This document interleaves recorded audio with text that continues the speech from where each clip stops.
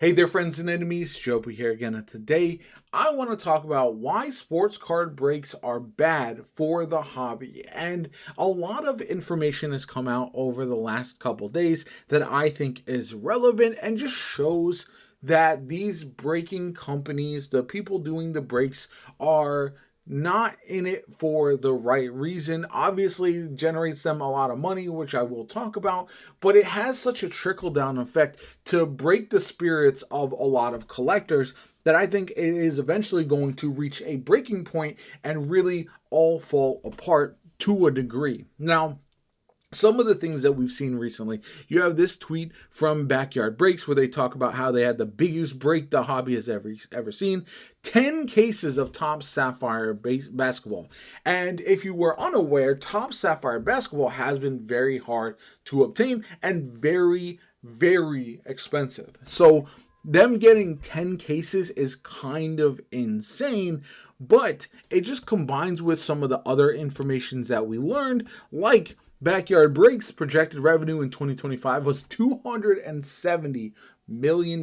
Now, obviously, that's an insane amount of money. I don't know if I fully believe it, but it does also showcase in this same article about how the breaking companies, especially those who break on Fanatics website, get first dibs for a lot of the products and are able to hoard it in advance of full launch. So if you can't find products, it is likely because instead of going to a local game shop, instead of going to your local Walmart or Target, these are winding up on breakers' shelves and they are able to do these big breaks for just incredible profit because they're getting all of this either at discount, like through their whatever kind of marketing system they have set up there, or even if they just get it at MSRP, that's still going to be less than a lot of people can find it at when these items do sell out. And so because of that, because they're able to hoard so much product, it does feel like the tipping point has led to a lot of frustration.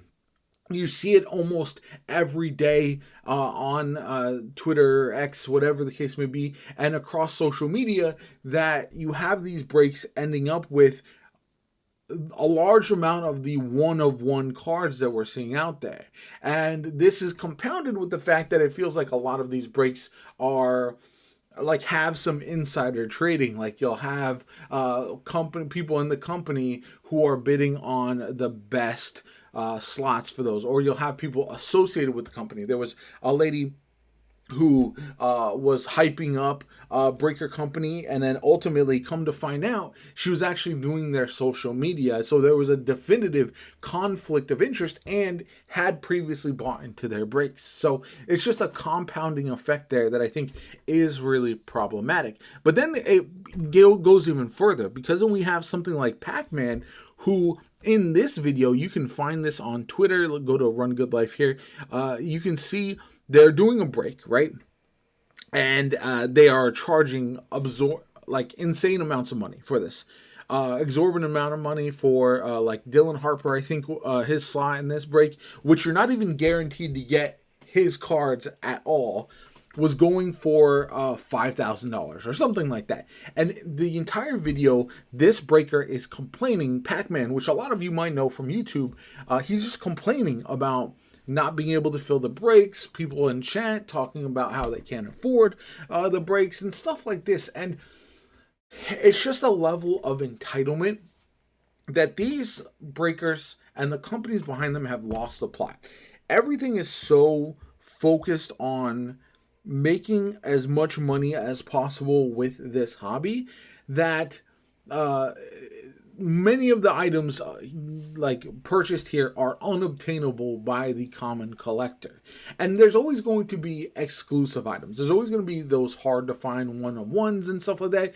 But seeing so many of the cards being pulled in these breaks really leads to a apathy in the community where people are just so frustrated by it feeling like you can never get these crazy hits.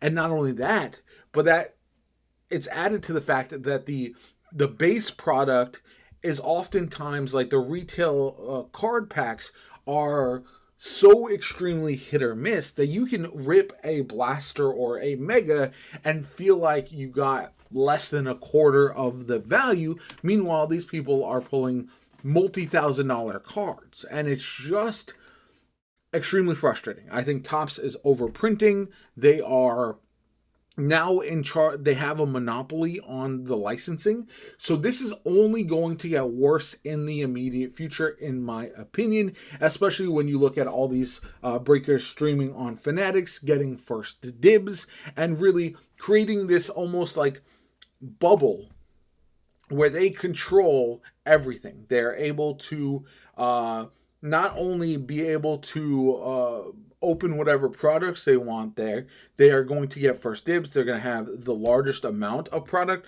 so they can set their own prices oftentimes with regards to how much they charge for some of these breaks. And if you wind up with absolutely nothing, oh well, too bad, so sad. And so this is more of a plea because these people will never stop being greedy, in my opinion. And I feel bad for small breakers who just like to do a fun rip with their community. But I think until people stop buying into these breaks, this is never going to change. So I'm pleading to those people who are purchasing items, just like shouldn't be buying items from scalpers. Don't buy into these massive breaks. Let them crash out like Pac-Man, really struggle over the foreseeable future, and hopefully that leads to some long-term change, because otherwise we're just going to see a hobby that is an investor hobby or investor option, and not a fun hobby for sports card collectors who just want to collect their favorite team, collect their favorite player, find some rare cards every once in a while, maybe do some fun rips. And yeah, it just feels like everything in the hobby is kind of going negative right now, and a big crash could be on the way. Let me know what you guys think in the comments down below. Do you agree or disagree? Have you bought into any breaks in the past? I have not. I just don't like them. I'd rather rip the cards myself, to be honest. I don't like watching somebody else rip my cards. I think it's kind of defeats the purpose, but I do understand chasing some of these very rare cards. Maybe you get a deal. Maybe you spend $500 and you get a multi-$1,000 card. But I think that's so rare that it cannot be relied upon. So let me know what you guys think in the comments down below. Like the video as always. Comment, subscribe. Have a good one, and I'll catch you all later. Yeah, 'cause